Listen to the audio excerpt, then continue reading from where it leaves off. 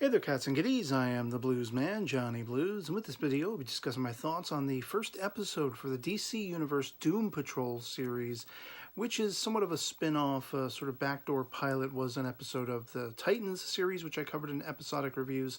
And I have to say, if I'm to compare the Titans episode that was entitled Doom Patrol and featured the debut of these characters, as compared to this pilot episode of the Doom Patrol series proper, I much more enjoyed the Titans episode about these characters, and the inclusion of Beast Boy and everything like that as it was in the Titans series. I have some big time problems with this first episode of Doom Patrol. As somebody who had problems, love and hate all throughout the first season of Titans, I find some of the issues that I had with it carry over even more so in this first episode of Doom Patrol. The biggest offender for me personally, per my own personal tastes, and not as somebody who is prudish, I'm as foul-mouthed as the next guy, as the next sailor. I have sailor mouth, gutter mouth, whatever you want to call it. I definitely have a blue sensibility when it comes to my vocabulary. But I feel like the people who put this show together saw that Deadpool was successful, made a lot of money as a hard R, and figured, let's do that. Let's find a DC property, and then, something that lends itself to that sort of framework, and let's just do that. Throw all caution to the wind, just throw everything out the window, make it hard R. We're talking not only nudity, which is not that big of a deal to me. What was the bigger deal for me is the excessive use of foul language, of mature language. And it's the same thing I brought up when I talked about how they dropped the F-bomb in Star Trek Discovery.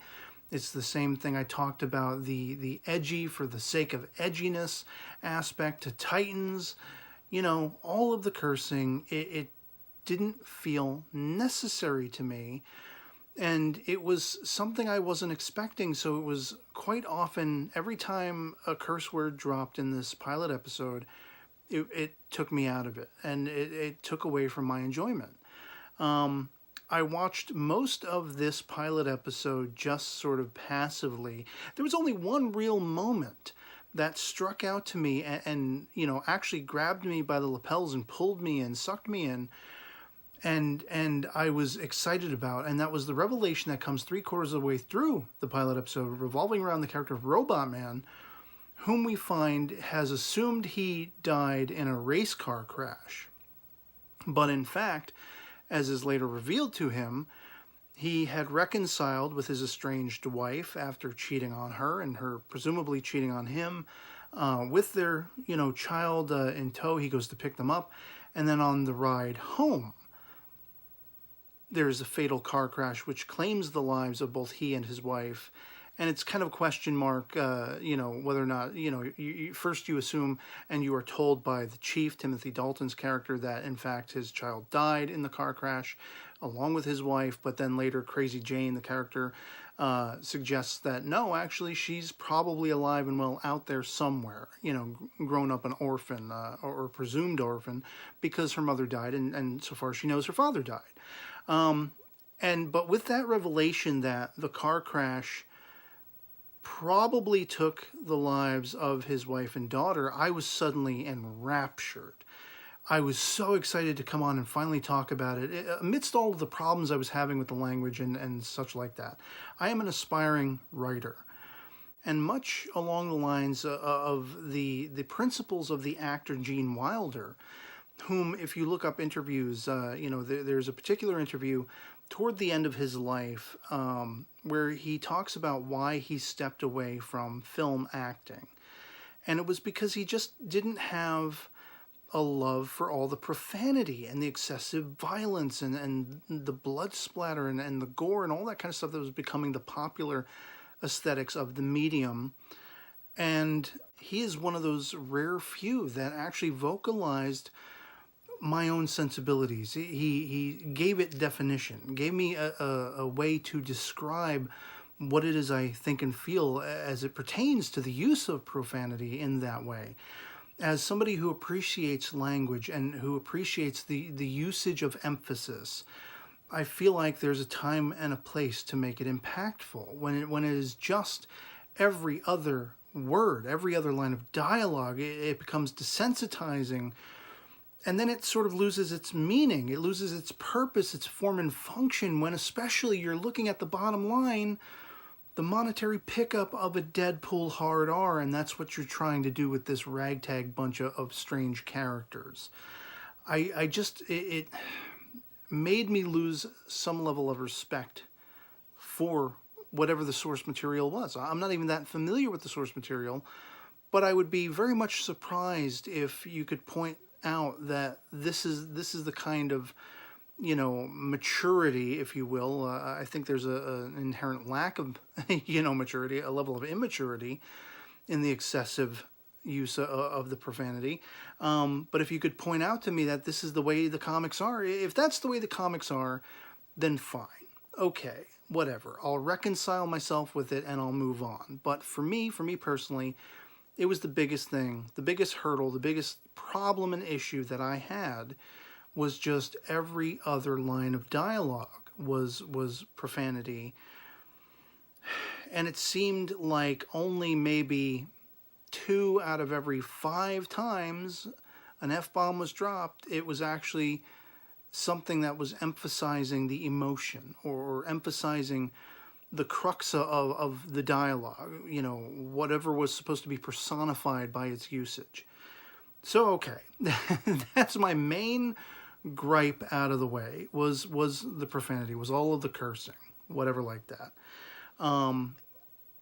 Most of the rest of it I found interesting. Again, I say I was watching it mostly passively, but one of the things that really drew me in was something very similar to what drew me into the Titans episode that debuted these characters, was the aesthetics that call back to the archetypal personifications of classic, like, universal monsters. I mean, in Robot Man you have Frankenstein. In Elasti-Woman you kind of have a combination of the Blob, at least in this pilot episode she's very much like the Blob. But then, there are potential character dynamics that will eventually let her, be somewhat of like an Ant-Man or like a Attack of the 50-Foot Woman. These classic sci-fi tropes of her being able to grow in size and shrink in size. Hopefully that's something we actually get to see. Like, she gets a better handle on her powers as the series goes along. With Negative Man, you have, very much the personification of the Invisible Man, but there's also that sort of a electro energy version of himself that kind of lends itself to, Dr. Jekyll, Mr. Hyde a little bit. But then also Crazy Jane is very much Dr. Jekyll and Mr. Hyde, or very much James McAvoy from the movie Split and Glass, respectively. And all of those sort of character trope dynamics, those archetypes, are very fascinating to me, especially when you put them all together. And I have heard the allusions to things like, Uncanny X-Men and how this might have, kind of sort of been the precursor to that. Might have even put that thought in Stan Lee's mind, which brought about the idea of the X-Men. Arguably, who knows? I don't think we'll ever know exactly. And then, of course, again, speaking on that point, the chief character, Timothy Dalton's character, the James Bond himself, just a class act, added a lot of gravitas to this pilot episode and probably to the series on whole. There was one thing, as a fan of the movie Looney Tunes Back in Action, which starred Brendan Fraser and Timothy Dalton, respectively. Timothy Dalton played Fraser's father in the movie, and there's a point where Robot Man, being voiced by Brendan Fraser, actually says, "Goodbye, Dad," when the chief announces he's going off on a trip. And I'm like, was that a nod to Looney Tunes Back in Action? Did they put that in there purposely, or was that just a riff on the Robot Man character's behalf? I don't know. But that actually made me chuckle. That was one of the times where I chuckled.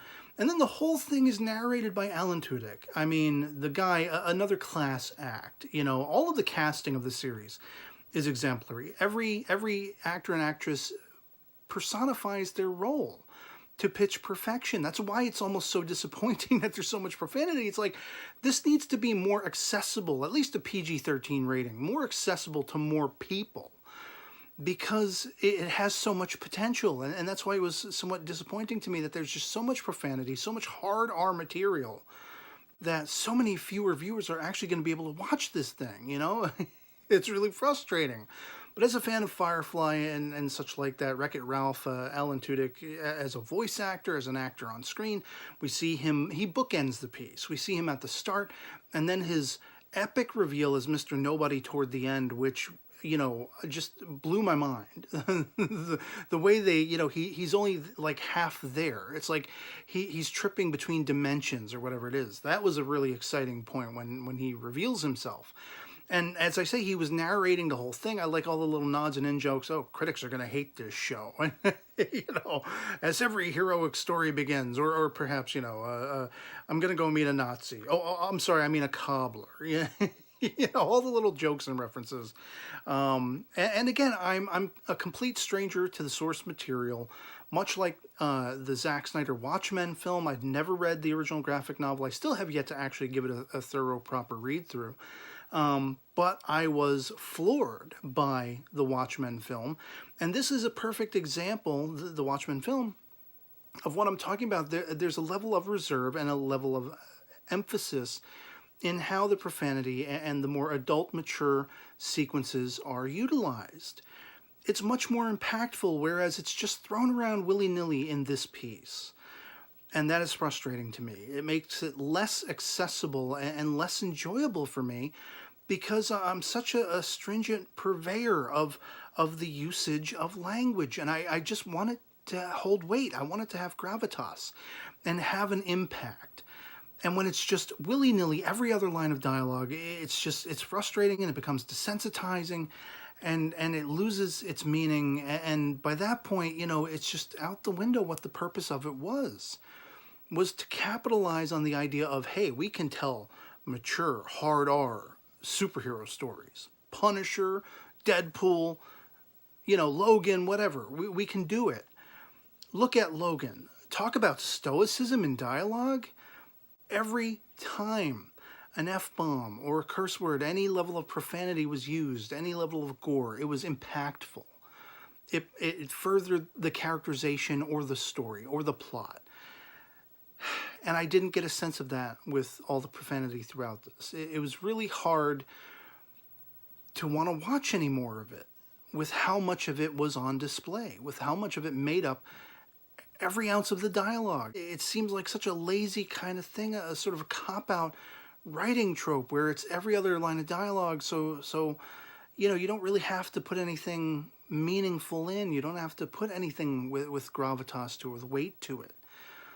And as I say, as a result of that, it took me largely out of it. It kept me watching it at an arm's length, at a distance.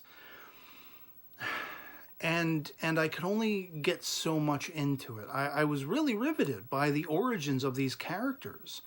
You know, Elasti-Woman having been Rita Farr, this 1940s, 1950s actress, stumbling off a pier and then being forever changed, you know.